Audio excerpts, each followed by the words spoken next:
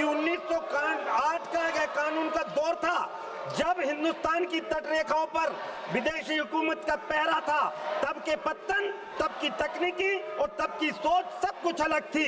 आज हम ऐसे भारत में खड़े हैं जहां माननीय नरेंद्र भाई मोदी जी का नेतृत्व है, जो 855 मिलियन टन कार्गो अपने प्रमुख बंदरगाहों से संभालता है, जो सागरमाला के माध्यम से 5.79 लाख करोड़ की 839 परियोजनाओं को आगे बढ़ा रहा है, जो राष्ट्रीय जलमार्गों को सालाना 145.5 मिलियन टन का परिवहन करता है।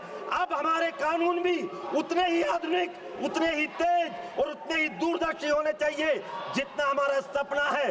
बिल के मुख्य स्तंभ में हमारी नई ऊर्जा और नई संरचना, जिसमें मैरीटाइम स्टेट डेवलपमेंट काउंसिल बनी है, MSDC, केंद्र और राज्य मिलकर एक साझा दृष्टि, साझा रणनीति बनाएंगे। टैरिफ और नीतियों में एक रूपता, यही विकास की पहली शर्त है। स्टेट मैरीटाइम बोर्ड का गठन हुआ है और इससे राज्य और संघीय ढांचे को मजबूत बनेगा। डिस्प्यूट रेजोल्यूशन कमेटी बनी है, जिससे विवादों के 6 माह में निपटारे का इस बिल में समाहित किया गया है और हाई कोर्ट तक अपील न्याय में पारदर्शिता और समयबद्धता तय करती है। पर्यावरण की सुरक्षा इस बिल के महत्वपूर्ण बिंदु है, जिससे पत्तन का वेस्ट रिसेप्शन, आपदा तैयारी, प्रदूषण नियंत्रण, ताकि विकास ग्रीन भी हो और क्लीन भी हो। हम अंधेरे से लड़ेंगे और उजालों की ओर बढ़ेंगे। यह बिल उतना ही उजाला लाता है। यह पारदर्शी टैरिफ, स्पष्ट नियम और मजबूत संस्थाएं नई राह दिखाती है। इसलिए समुद्री शक्ति का पुनर्जागरण 7500 किलोमीटर लंबे तट पर, यह केवल समुद्री रेत नहीं है, यह अवसरों का स्वर्ण द्वार है। ये दुनिया को जुड़ा कंक्लूड कर रहा हूं सर 1 मिनट में। यह क्योंकि लहरों से डरकर नौका पार नहीं होती और कोशिश करने वालों की कभी हार नहीं होती। और इसलिए मैं निष्कर्ष तक कहना चाहता हूं, माननीय अध्यक्ष महोदय, इस बिल से एकीकृत दृष्टि, संघ राज्य समन्वय, निवेश का भरोसा और पर्यावरणीय संतुलन चारों में संगम देता है। हमको कदम मिलाकर चलना होगा, लक्ष्य अभी प्राप्त होगा। और इसलिए मैं इस बिल के माध्यम से ही इस बिल का समर्थन करता हूं और इस बिल के माध्यम से ही कहना चाहता हूं कि मैं भले ही मध्य प्रदेश से आता हूं, लेकिन हमारे यहाँ भी नर्मदा मैया का पावन तट है और उसमें भी क्रूज जैसी व्यवस्था चलाकर और उस नर्मदा मैया जो मध्य प्रदेश की जीवनदायिनी है और गुजरात की विलक्षणी है, उस मैया के संरक्षण संवर्धन का भी काम इसमें हो। मैं अध्यक्ष महोदय, अगर आप बोलना चाहते हो, आप सड़क माध्यम से कहना चाहता हूं कि इस बिल को लोकसभा का सत्र चल रहा है, एक वैश्विक महाशक्ति बनाने की दिशा में निर्णायक कदम उठाएंगे। एक महत्वपूर्ण कानून बन रहा है, उस विधेयक को बनाने में आपकी भूमिका है। तो मैं चाहूंगा कि अगर आपको नरेंद्र मोदी जी के नेतृत्व में आज हमारी समुद्री सीमाएं समाप्त हुई है और इसलिए मैं इस बिल का समर्थन करता हूं और विपक्ष से भी अपील करता हूं कि आओ देश हित में इस बिल के समर्थन में आओ और राष्ट्र को आगे बढ़ाने में सहयोग करो। इन्हीं भावनाओं के साथ धन्यवाद अध्यक्ष मोदी, धन्यवाद। आपसे अनुरोध कर रहा हूं, कृपया इस महत्वपूर्ण बिल पे अगर आप में से कोई बोलना चाहे तो आप इस सदन को आप इसको व्यवस्थित करें, आप इसको खाली करें, मैं अलाउ करूंगा। आप कानून बनाने के लिए जनता ने आपको चुन करके भेजा है और आप इस बिल में मौजूद हैं। श्याम कुमार वर्वे जी, याबे साहब, आपको मैं बोलने का अवसर दूंगा। कृपया दीपेन जी, आप इन लोगों को कहिए व्यवस्थित करें। मैं इस विधेयक पे सबको बोलने का अवसर दूंगा। विस्तार से जवाब देने के लिए मंत्री जी तैयार हैं, लेकिन आप कम से कम सदन को चलने दें। नहीं, अगर सदन में कानून बनाने की सरकार एक विधेयक लेकर के आई है, पत्तन विधेयक, उस पर अगर आप बोलना चाहते हैं तो आप कृपया वर्षा खाली करो या आप खाली करो। माननीय मंत्री जी।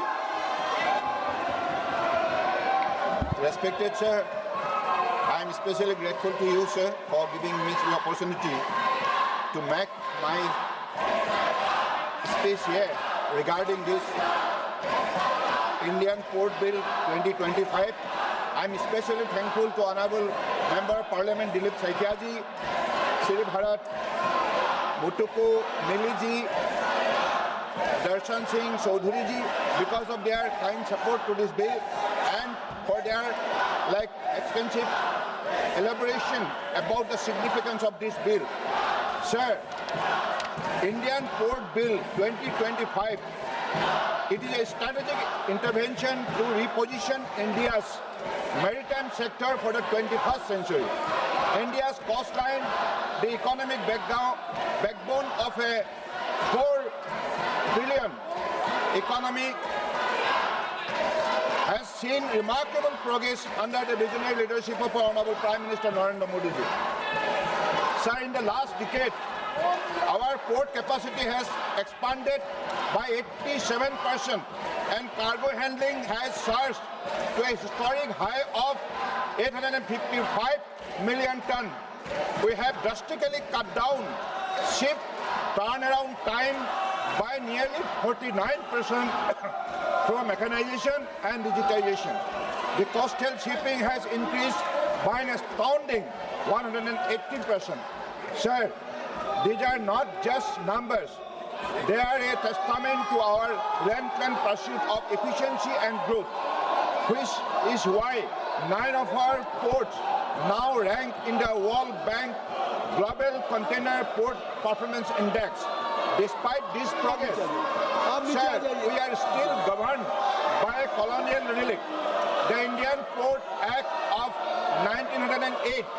This outdated statute lacks provisions for long-term planning, modern environmental safeguard, and efficient dispute resolution. It is a legislative framework from a bygone era, unsuited for a modern, digitized maritime ecosystem. Respected sir, the Indian Port Bill 2025 is our answer to this challenge.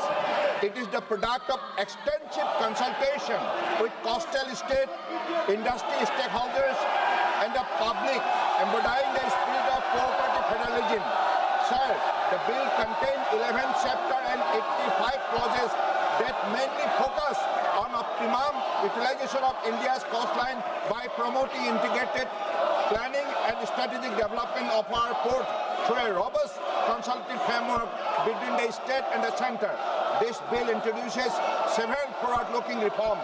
Number 1, integrated planning.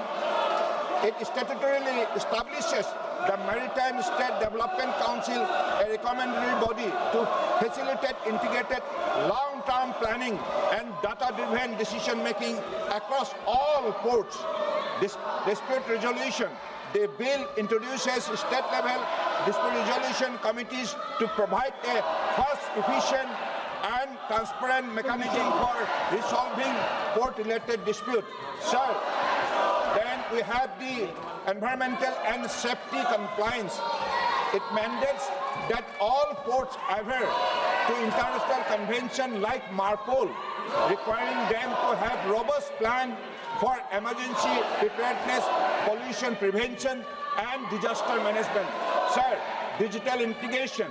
It is also the very important aspect of this particular bill. In line with our international obligation, the bill empowers the government to direct ports to establish a maritime single window system, enabling seamless electronic data exchange and improving the ease of doing business. Sir, this bill is meticulously designed to align with the best global practices. With this, sir, I request the House to pass the bill. Thank you, sir. माननीय सदस्यों, Shri Saugata Rai ji, Shri NK. Premachandran जी, श्री के. राधाकृष्णन जी, श्रीमती प्रतिमा मंडल जी, Shri DM. कातिर Anand ji, Shri हाईबी Eden जी, श्री अभय कुमार सिन्हा जी और श्री बेनी बेनहन जी, इन सभी माननीय सदस्यों ने विभिन्न खंडों में अपने अपने संशोधन दिए हैं।